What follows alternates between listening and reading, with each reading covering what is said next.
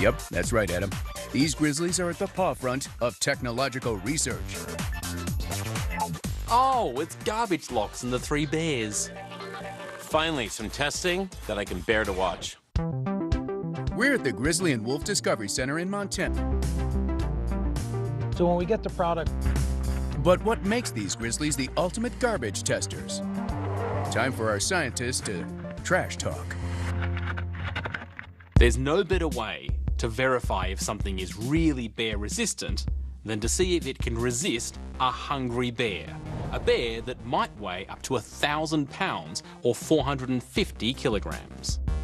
This is no easy engineering feat, as scientists estimate a fully grown grizzly has the strength of 5 humans. The containers these bears are attacking are outfitted with a number of bear-resistant mechanisms, from thick walls to locks that only a human being should be able to operate. But why do we need bear-resistant containers in the first place? Bears have an amazing sense of smell, about 2,100 times better than a human. So they can smell food through any little crack in the bin. A bear can smell an animal carcass from 20 miles or 32 kilometers away. Bears are very efficient at foraging for food, and they're finding more and more of that in unusual places, around people, outside cities and campsites in particular. In fact, some bears are actually foregoing their winter hibernation in favor of eating human garbage all winter. Making garbage containers bear-resistant is one way to stop them from associating humans with food. If they can't smell our garbage, they'll stay in the forest, which is better for them and for us. All of our bears here are rescued bears that had to be removed from...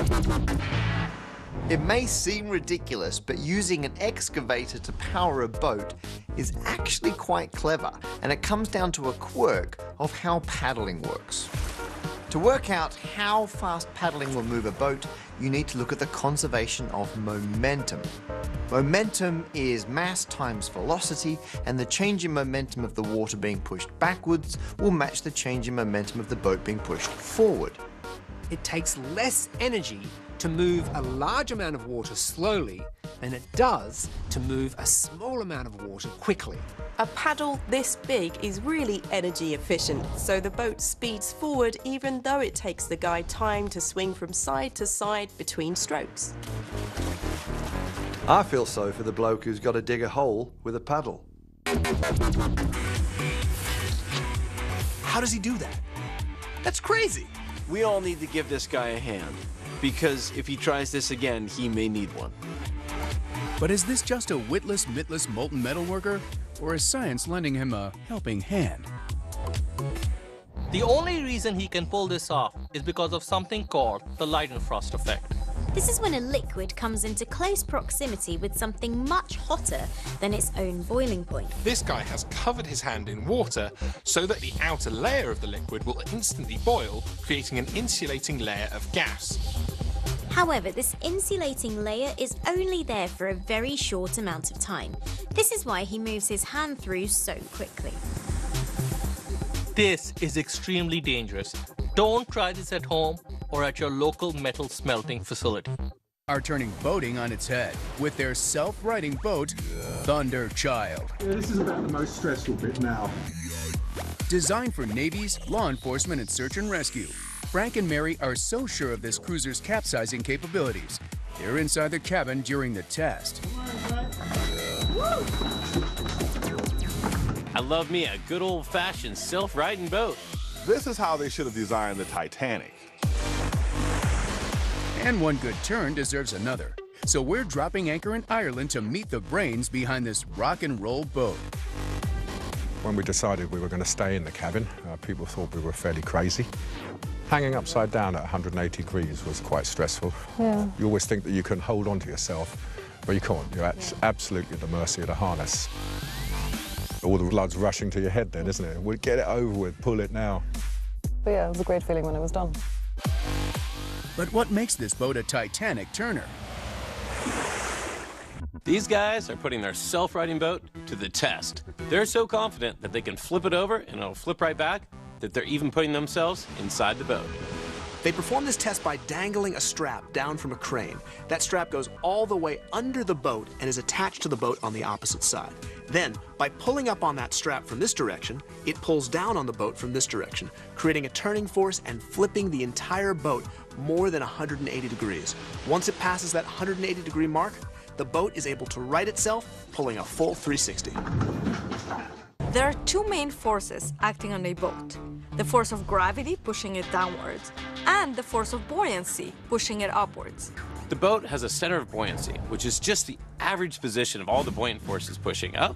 Also has a center of mass, which is the average position of all the gravity forces pulling down. To ensure the boat can rewrite itself, it has a large, strong, and buoyant cabin.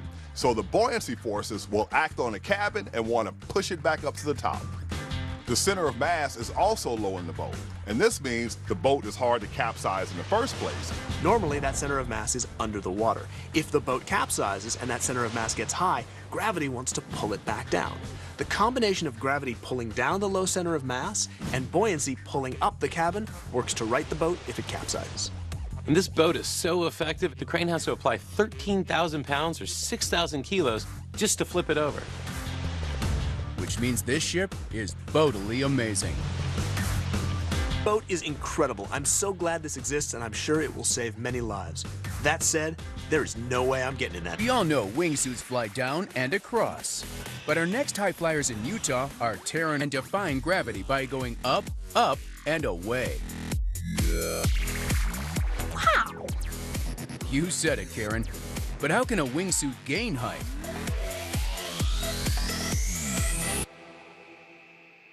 There's been some debate about whether or not a wingsuit flyer can fly upwards. Well, they've solved that debate.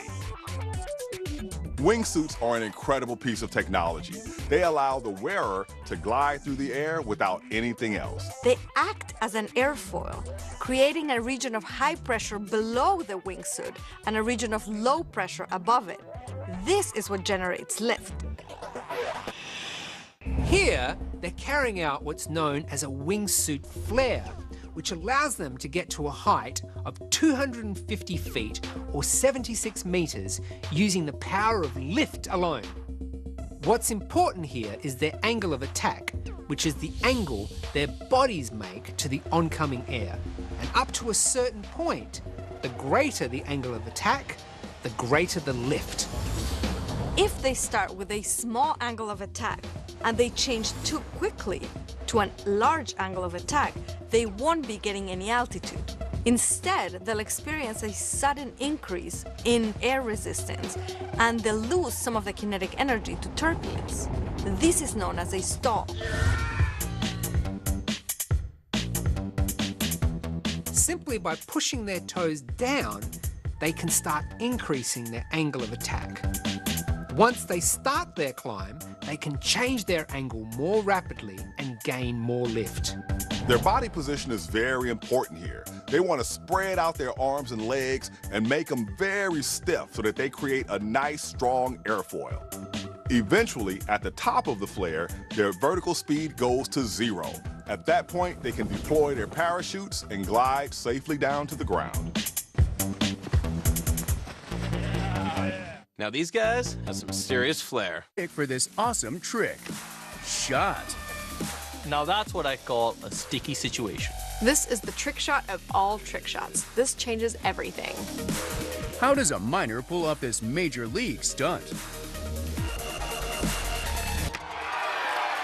First, he accelerates the puck on the ice with his stick, and instead of letting it get away from him, he scoops the end of the hockey stick around the puck and then scoops it into the air. This makes sure that the puck is constantly experiencing a centrifugal effect. It wants to move in a straight line because of inertia, but the blade is in the way and stops it from doing that. The puck pushes against the blade of the hockey stick, creating friction between those two surfaces. Essentially, it's glued the puck to the stick. But it all still comes down to Noah's skills. Cute and skillful. What a combination. The Winter Olympics in Sochi, Russia is full of life-changing moments. But visual artist Asif Khan is upping the ante with his very own super-sized showstopper. I've always wanted to have my name in lights. But why stop there? Now you can have your face in lights. Yes, Asif Khan is using 11,000 lights to create 60-foot selfies. This is genius. This sculpture is incredible. But how does he create his incredible mega-face masterpieces? This living wall consists of 11,000 colour-changing LEDs which are able to morph into the shape of any human face. Each LED is mounted onto the end of an extendable cylinder called an actuator. This actuator is a motion system that can push the LED out up to 6.5 feet or 2 meters. Participants enter a 3D photo booth where 5 images are taken of their face from a variety of angles. These images are then fed into a computer which builds up a 3D image. This data is then sent to the actuators which move in and out to create the 3D image of the face. It also adjusts the colour and lighting of each LED based on the light at that time of day. When a face appears on this wall, it's been magnified approximately 3,500 times, making a face larger than the face of the Statue of Liberty. Hey, maybe I can get a full body pose on there. Yeah, work it, Hakeem. Doo-doo. So how do they make their mechanical mutt? Who's a good scientist? Who's a good scientist? This robot weighs only 15 pounds or 7 kilos, and it stands 2 feet or 60 centimeters tall. Like a real animal, its brain can analyze its situation and command its limbs to make the necessary movements to avoid falling over.